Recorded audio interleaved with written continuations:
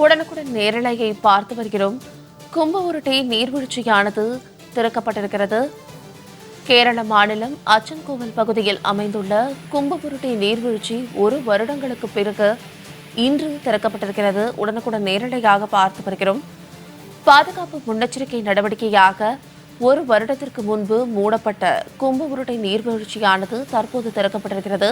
இதனால் சுற்றுலா பயணிகள் மகிழ்ச்சி அடைந்திருக்கிறார்கள். உடனுக்குடன் நேரடியாக பார்த்து வருகிறோம். நாள் ஒன்றுக்கு முதற்கட்டமாக 800 சுற்றுலா பயணிகள் மட்டுமே அனுமதிக்கப்பட்டிருக்கும் நிலையில் கும்பவுருட்டி நீர்வீழ்ச்சியானது திறக்கப்பட்டிருக்கிறது. மேலும் இது குறித்தான கூடுதல் விவரங்களோடு இணைகிறார் எமது செய்தியாளர் ரஞ்சித். ரஞ்சித், வணக்கம். விரிவான விவரங்கள்.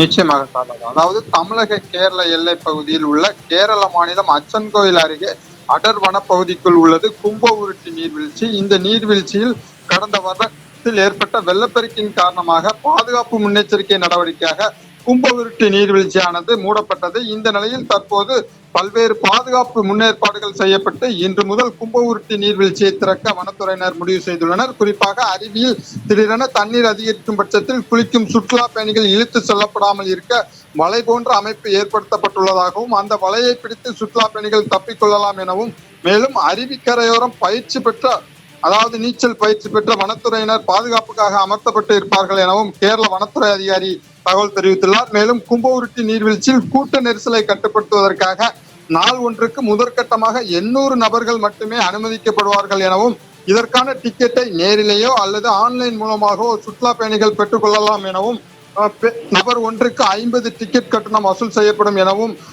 கேரள வனத்துறை அதிகாரிகள் தெரிவித்துள்ள நிலையில் தற்போது கும்பவுருட்டி நீர்வீழ்ச்சியானது திறக்கப்பட உள்ள நிலையில் கேரள சுற்றுலா பயணிகளை விட தமிழக சுற்றுலா பயணிகள் மிகுந்த மகிழ்ச்சிக்கு உள்ளாகியுள்ளது குறிப்பிடத்தக்கது. சாரதா, விரிவான விவரங்களுக்கு நன்றி ரஞ்சித்.